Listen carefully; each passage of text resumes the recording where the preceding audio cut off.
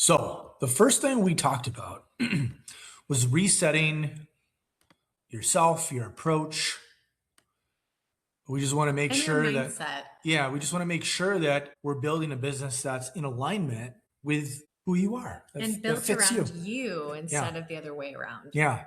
Because in our experience, it's really pointless to be building a business that doesn't fit you like a glove. Mhm.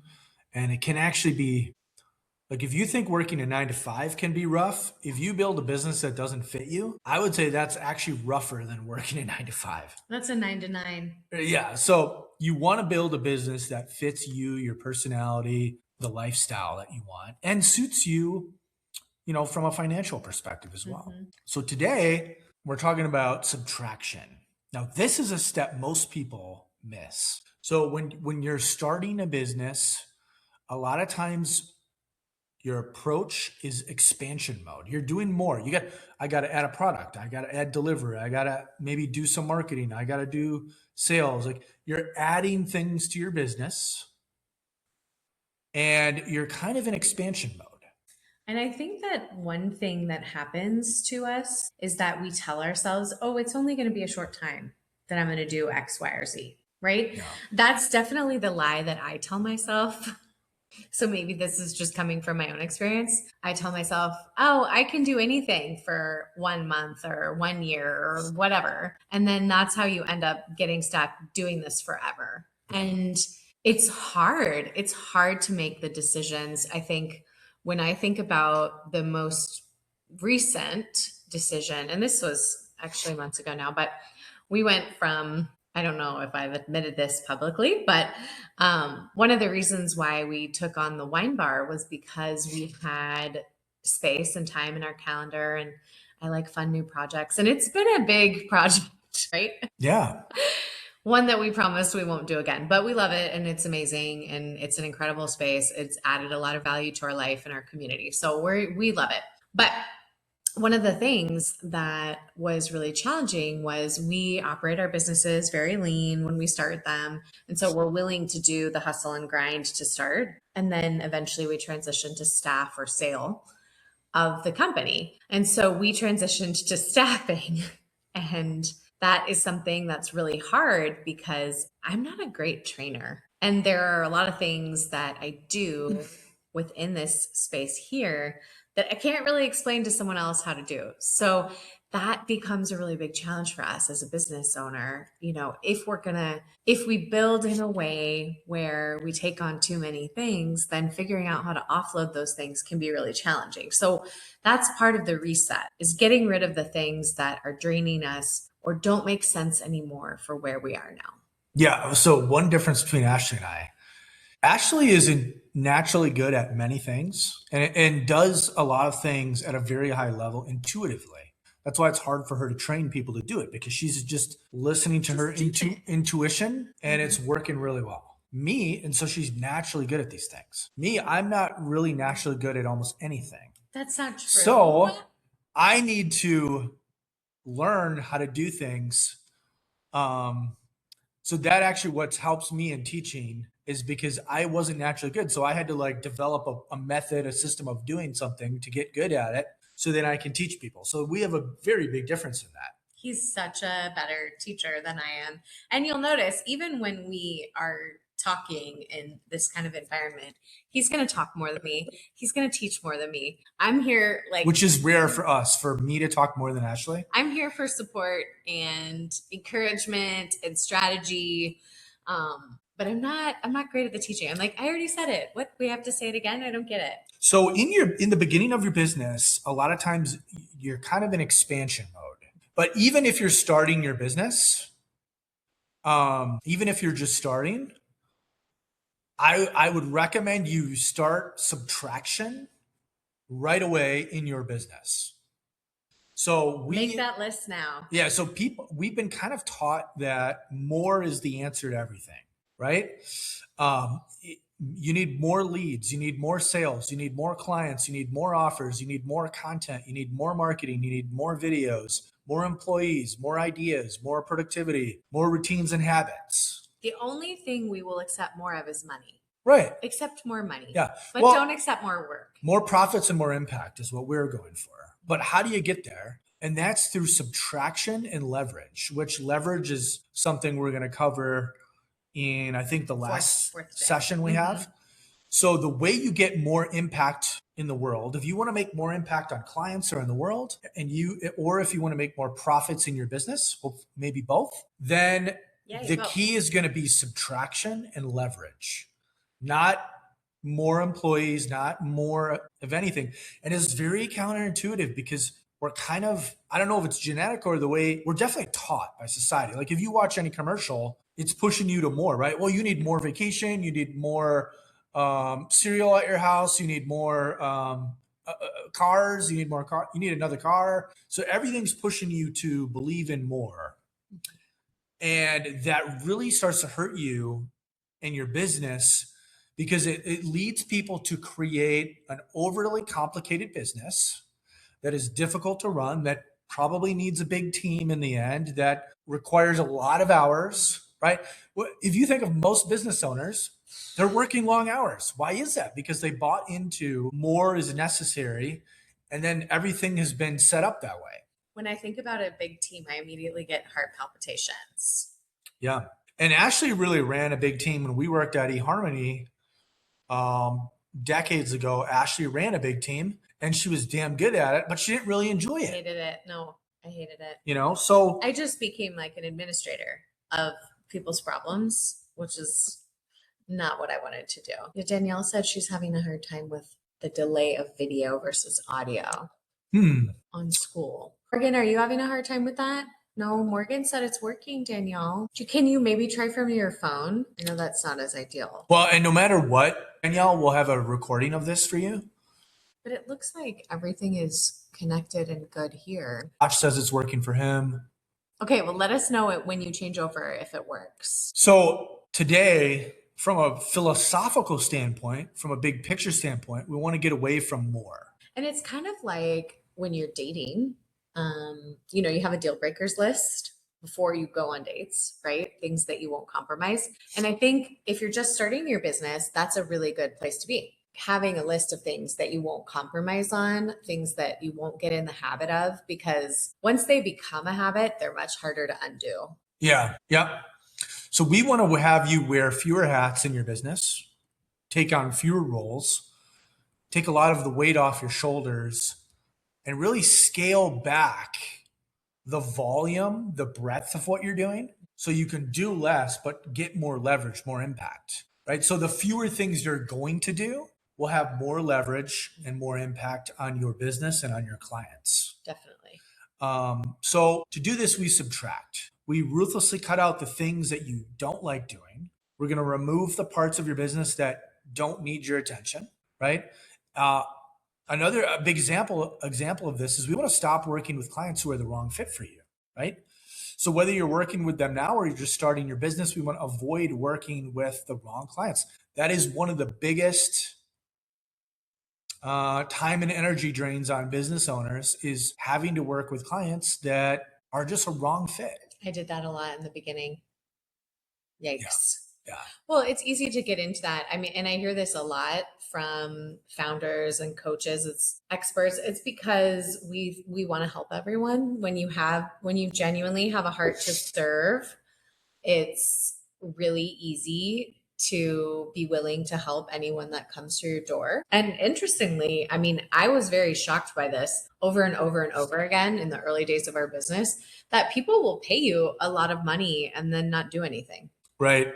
That was very surprising to me and crazy, because I thought, I felt the weight of every dollar that people invested into our work together. And so I expected them to show up and be willing to work and be excited about what we were doing. And the idea that some people actually won't do the work, even though they've paid the money, definitely blew my mind. Yeah, absolutely. But that's the human condition, right?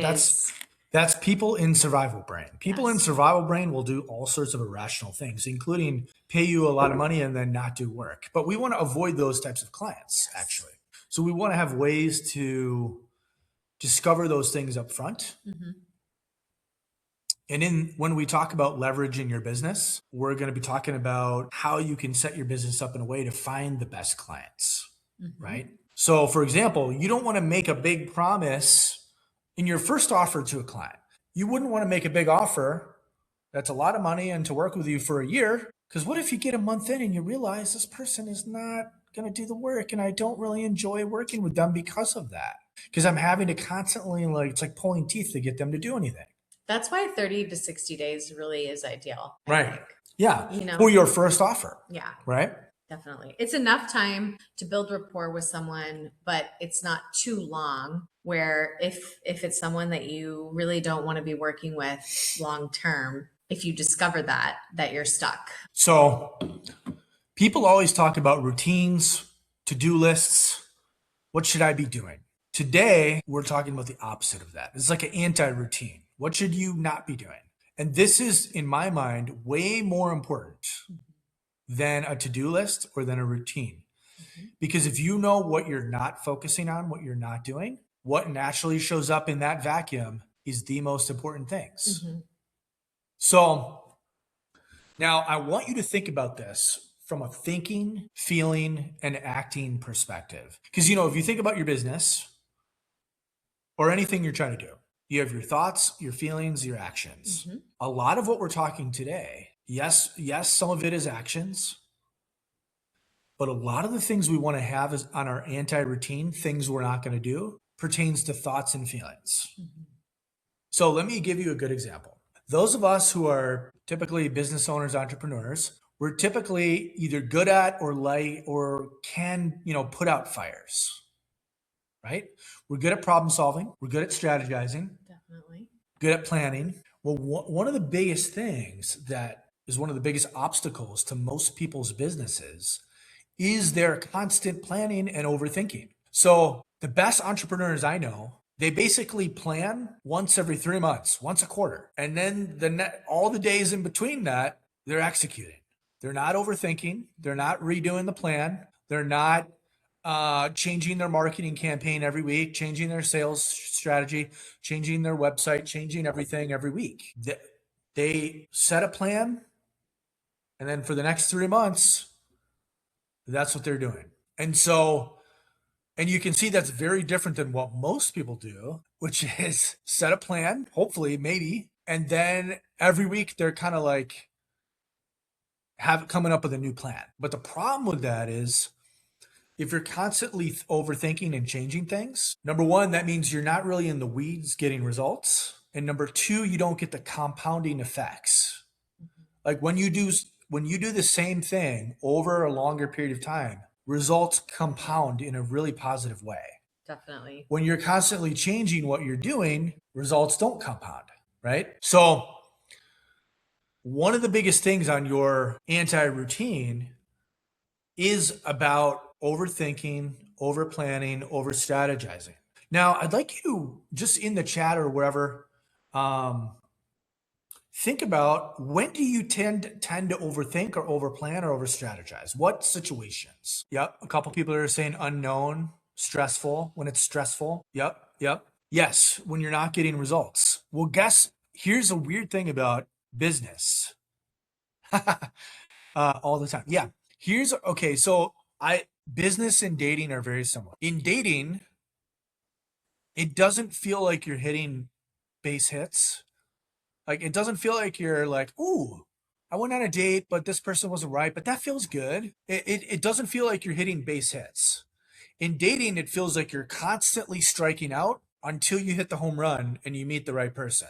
So in dating, basically, you feel like crap most of the time because you haven't hit the home run yet. Because it's not one of those things where you have incremental results. You're either single or you're in a relationship.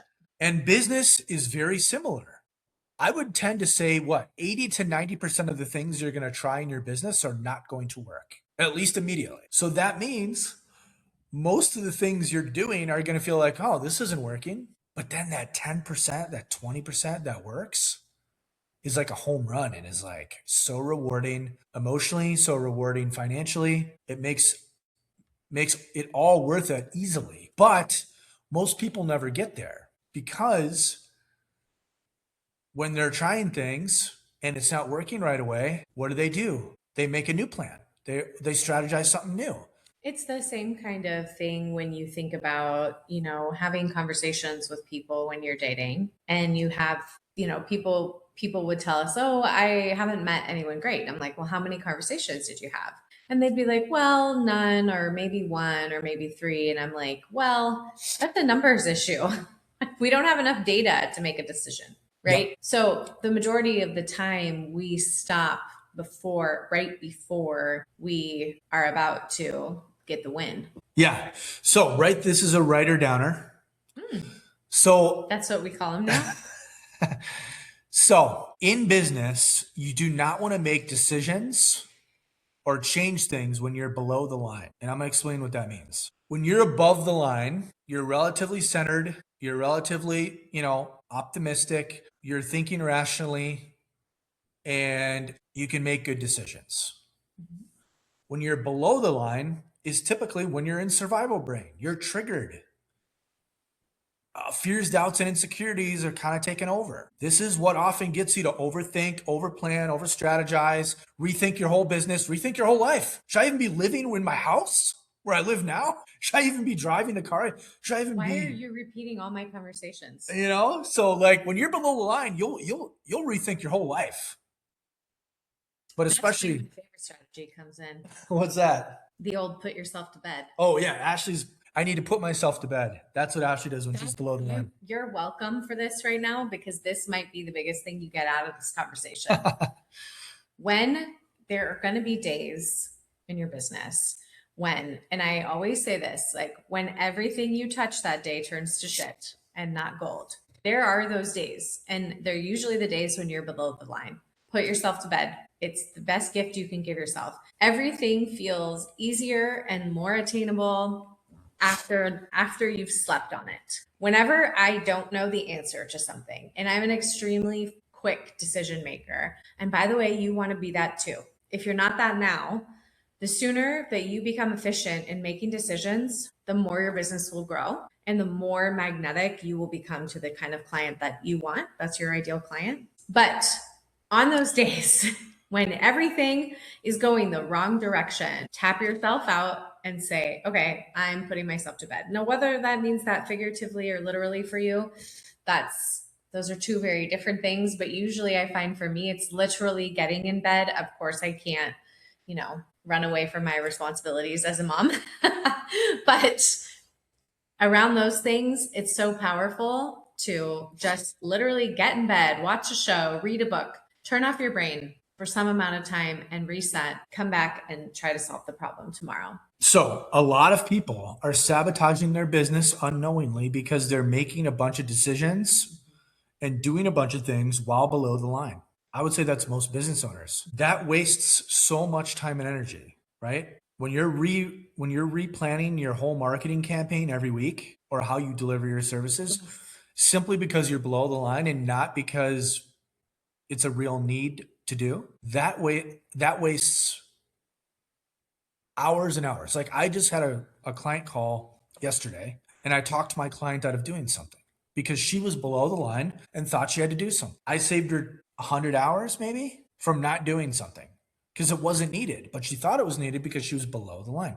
So if you take one thing away from this today is you want to be able to check in with yourself and identify, am I above the line or below the line?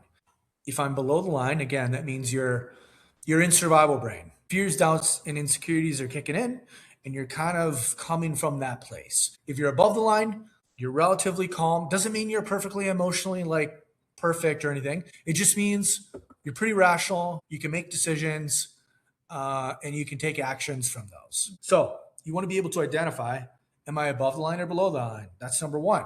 Number two is do not make decisions or take actions or change things when you're below the line. So, and I've done this with clients that I've helped in every area of life, because when you help clients come up with a plan, let's say you and a client come up with a plan to lose weight, to meet their partner, to whatever, save money. You come up with a plan, then they're going to go home, then they're going to get below the line somehow, and then they're going to want to do anything but the plan you just came up with. They're going to want a new plan.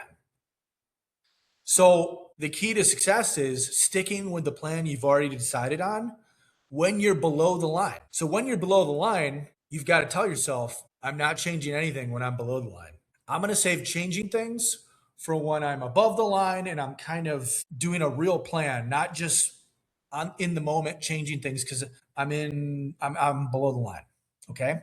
So number one, I'd like you to think about. So we know that we often get to below the line when things are uncertain, things are stressful. Maybe let's say you've sent a bunch of messages and you didn't enroll a client, or you haven't quite gotten the results yet. We know that happens.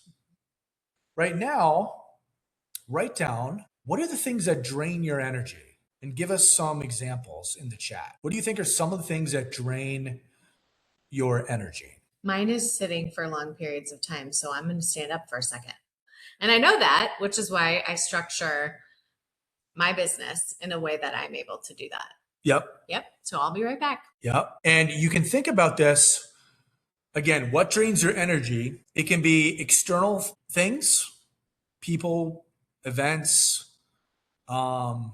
things happening. It could be like lack of sleep might be an example of an external thing. The other things that can drain your energy can be your thoughts, your feelings, or your actions you're taking. So for example, if you're taking an action while hating doing that emotionally, that's going to be very draining. Anytime your thoughts are fighting your actions, that's typically very draining. Yep. No progress, other people's expectations.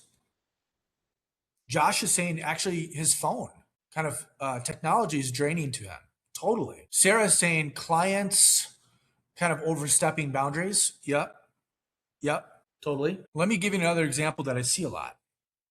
So let's say you're someone who changes things frequently because you're below the line. And let's say you always have a new program.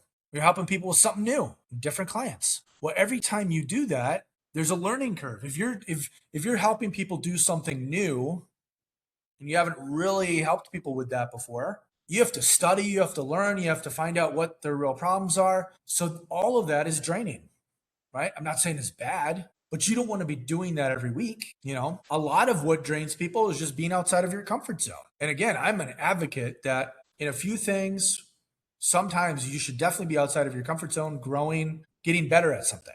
But you should also have some things that are within your comfort zone that you feel, doesn't require a lot of thought to be executing on. So your energy is a big thing you want to be dialing into as a business owner. Again, you're checking, am I above the line or below the line? And you kind of want to look at where your energy is going to. Where is it getting drained? Now think about and write down what are things that cause you to think too much or overthink. What are some of those things? Again, these could be external, these could be internal, these could be actions. Like, here's a thought that can get you to think too much. If you start thinking, am I doing this wrong? So our internal questions often get us to think too much.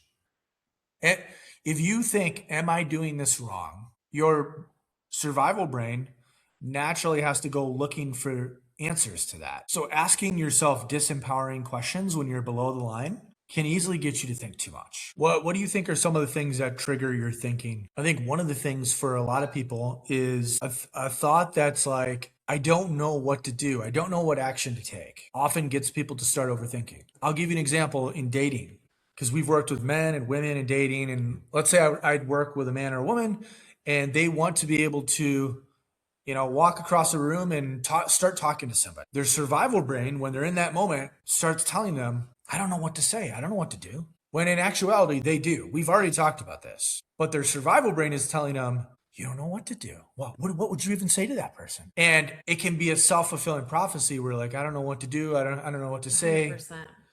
And but really what that is, it's your survival brain allowing you an out so you don't have to get rejected. So a lot of times, one of the biggest things that leads to overthinking is when you're avoiding taking an action that could get you a yes or no. And in business, what is that? That's an offer. The biggest thing people avoid in business is making an offer to somebody. I love to make an offer. Ashley, one of the reasons Ashley's so good at business is because she just makes offers. Again, we said intuitive. But a lot of that has to do with the belief that you have.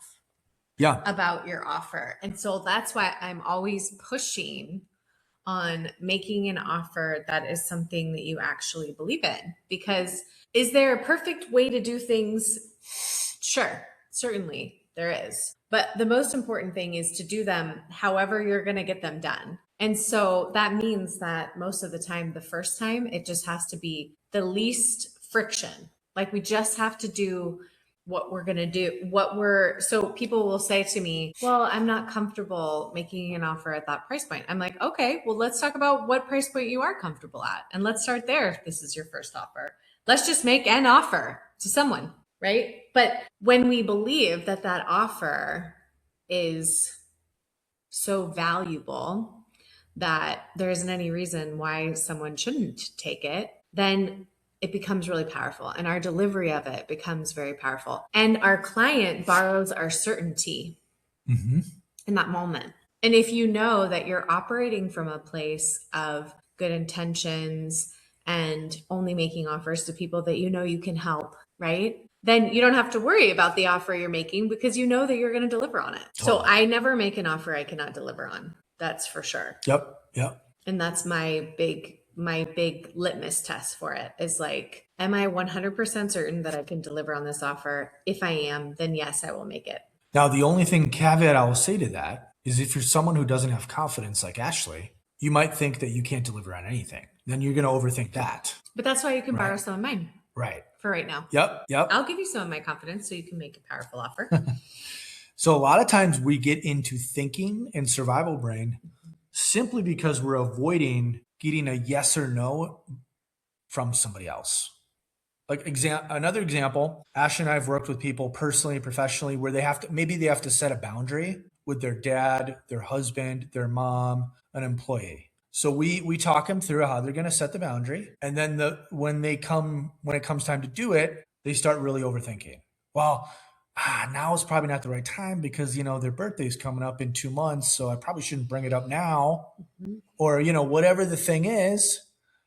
And all of that thinking is really just an avoidance of, I don't want this person to be upset when I make the boundary. So you want to notice those things. And again, it's kind of what are the things that put you below the line? Because really, again, overthinking is just getting idiots below the line. Idiots. Is that a good one? Idiots doing dumb stuff put me below the line. Yeah. Yep. Which that is actually true. Stupidity does. So next thing to write down is, what are the biggest time wasters in your professional or personal life? Where do you notice your time and energy going? Even if it's productive, just that take you away from doing the most productive things you could be doing. So for me, I have to turn off the notifications on my phone, not from my texting, although sometimes there too, but mainly I don't have any apps pinging me except for my phone and text. Because if I'm getting pings, every time I get a ping, it distracts me. And so then that's a really big time waster. It pulls me out of the important stuff I'm doing. There's 2 ways in life that I got really lucky. One, I don't really like pastries. Sure you don't. I just don't love them. I'm just not like a croissant. No thanks. That's one. And the second is that I don't love scrolling. I don't care about scrolling. I don't want to scroll. Scrolling is annoying to me. I love it. That would be my real one. That would be my real thing. Scrolling annoys me. But that's one of the biggest places that I see most people get stuck is because if they're engaged in social media for work, which I am, but I go in and I do my work and then I get out. I'm not interested in just scrolling for pleasure. But that's a big time suck. So this can be on your anti-routine. You can ask yourself, and scrolling. Am I eating pastries? No.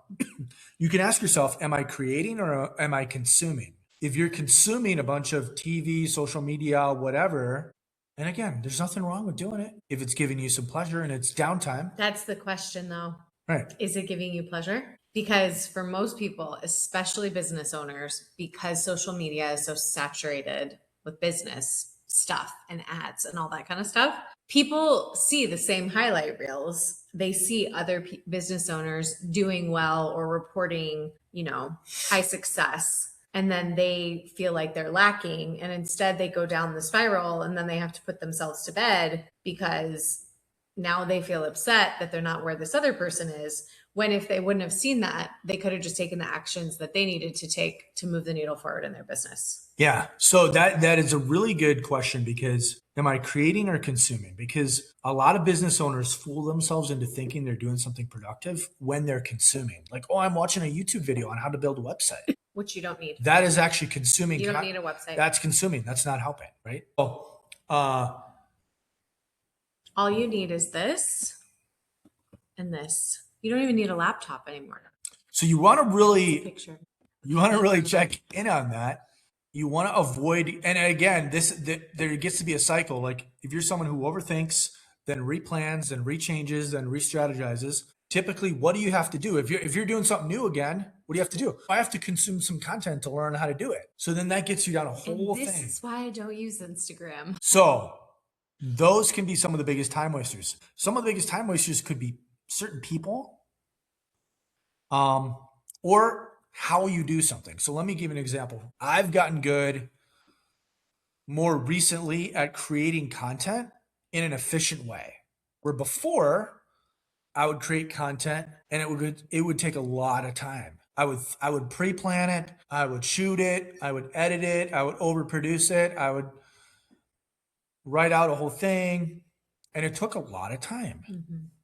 So how I was doing content, it's not like content itself was bad, but how I was doing content was wasting a lot of time.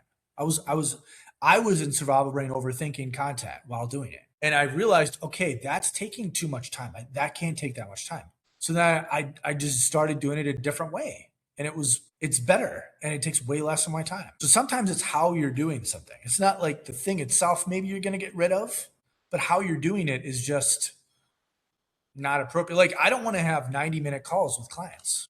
I don't think that's the most impactful for them or useful for me. I have a good example of that too. Well, it's even like in the wine bar, for example, I love to do the displays. And that's something that's functional, right? That's important for sales and being able to, move things forward in the business at the wine bar. But when I tell myself I have 15 minutes to work on this display and I hustle and get it done, then that is way more valuable than when I spend 2 hours just tinkering, making a mess, tinkering, making a mess, tinkering, and making a mess. So a lot of times it's about giving yourself that boundary of how you're going to do it. Hey, I have 15 minutes to work on this today, so I need to work quickly and efficiently, for example. Yeah. And that's one of the things Ashley and I have done with clients for almost 20 years, which is giving them a shot clock on decisions. Yeah. Like most people think they need a long time to make a decision, when what they actually do is they procrastinate on the decision, and then in the last day they make it. Like even buying a car. But they have the same information all the time. Right. Even big purchases like a house or a car. You don't need a year, 2 years to make that decision, right? If you sit down and really do it, you can make almost any decision pretty quickly. So now the last thing is you want to write down, want to create this like anti-to-do list, anti-routine. What are the thinking, the actions, and the people that take up a lot of your time and energy, or that negatively take up your time and energy or lead to negative results? Write those down. Danielle, I think that's a really good insight. You said that you make a decision quickly, but then fail to inform the necessary people in a more timely manner. I think that that's a really powerful thing to know about yourself. And I think that's a great thing to focus on, and just say, okay, when I've made the decision, I'm going to communicate it right away. Because there's something that's holding you back from communicating it right away. When you communicate it right away to someone else, that's a commitment. So Ashley and I always say to our clients in any area of life, the most important thing is not actually what decision you make. It's that you make a decision, and then right after that, you start making little decisions that support the big decision you just made. That's actually what you have always very insightfully said, because I will make a very quick decision and then second guess it. And that's exactly why we have such a good partnership, because I'll give you the immediate certainty that this is something that we should do, and I will act on it more quickly than you would. Right. But then I'll be like, I don't know. Was that right? Should we have done that? And then you have always come in with the certainty in saying like, no, we made this decision. We need to be committed to it. Yeah. So an example of a small decision that would support the decision you just made would be maybe to inform the other people that need to know, Yep. right? That might be a small decision, like, all right, I'm going to tell Derek, I'm going to tell this other person. And Derek needs to know. And doing that. Another thing would be for some people, it's like when you have doubts, because this has been proven by psychologists for decades now. The minute you decide to buy a house or a car, you start thinking, ooh, but is that other one probably was better. You start thinking like that. And so then it's like, nope, it's reframing your thoughts when that happens to be like, nope, I decided on this house. Nope, I decided to move to San Diego. That's what I'm doing. Like the other one, it actually doesn't matter if the other one was better or not now. I'm going to San Diego. So, but yeah, write down the thoughts, the feelings, the actions that take up a lot of your time and energy. The things we're going to want to have on our not to-do list. Can I interrupt you for 1 second because I have to go? Yep. But the one thing that I was going to say about your homework is to send in what you worked on today during this time. And you guys have done a great job of sending that in so far. And we are taking it in, analyzing it, structuring it, and we're going to use that information to make your offers and to really focus on the leverage piece of your business, which is going to happen in the next couple of days. So you guys have done an amazing job of sending that in, and please make sure to send in what you worked on today during our time. Email it to us so that we can be tracking each one of you. And that's really going to help us with the creation of your full business model. So I have to go. Awesome. Okay. Bye.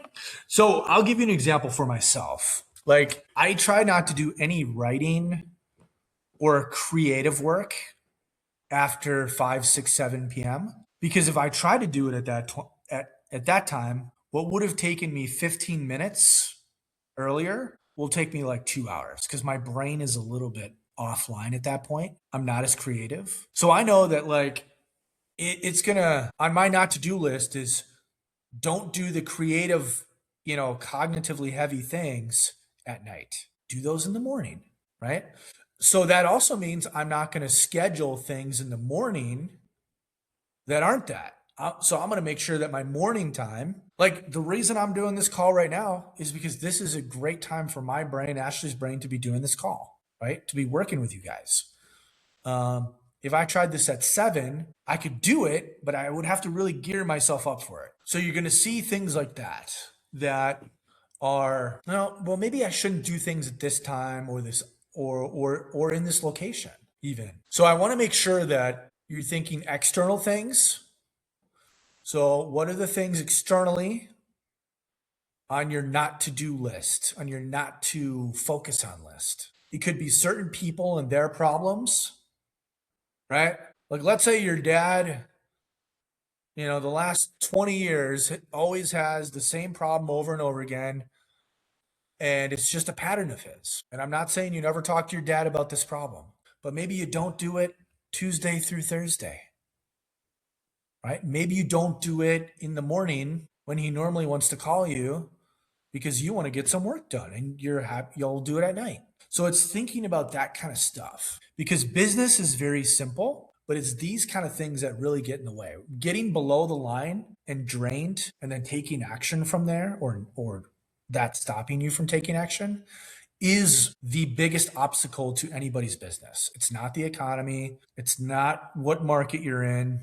It's the thing we're talking about today, getting below the line and letting that stop you somehow. So also think, what are your habits? What are your go-tos when you're below the line? Me, I tend to kind of shut down, start overthinking things. So that's my pattern when I'm below the line. So that's on my not to-do list. When I'm feeling below the line, that's the last thing I'm not going to do that. Ashley, when she's below the line, she's the opposite. She'll start doing a bunch of new stuff and like communicating way more and trying. So she needs to not do that when she's, I always tell people in relationships, in your marriage, what do you want to not do when you're below the line? Because a lot of relationship problems are just people communicating with each other when they're below the line. And you're going to get below the line. That's going to happen. It's okay. But let's not, do important things from that place. So I have a client right now. She's just making a new offer to the marketplace. It's her first offer ever. I know she's not going to enroll 1 million people in this. Probably going to enroll a couple people. That's it. That's probably what's going to happen. So that's going to trigger some things in her. Like, well, do people really want to work with me? Is this the right offer? Did I price it too high? Like all sorts of stuff is going to come up for her. And I know that. And that's okay. So I'm preparing her by saying, look, for this to do even better the next time, it's not going to be about changing your price. It's not going to be about changing the offer. It's not going to be about changing any of these things. So I recommend that you have this anti-to-do list, anti-routine, and you look at it at least every week, if not more. And you're just checking in. Hey, these are all the things I don't have to do right now. A lot of these things are going to be layers of complexity, layers of abstraction, right? It's like, again, when I help you with dating, when I help a guy in dating, and most people are going to come to me and they're like, well, what do I got to do to date? I've got to lose weight. I've got to get a new job.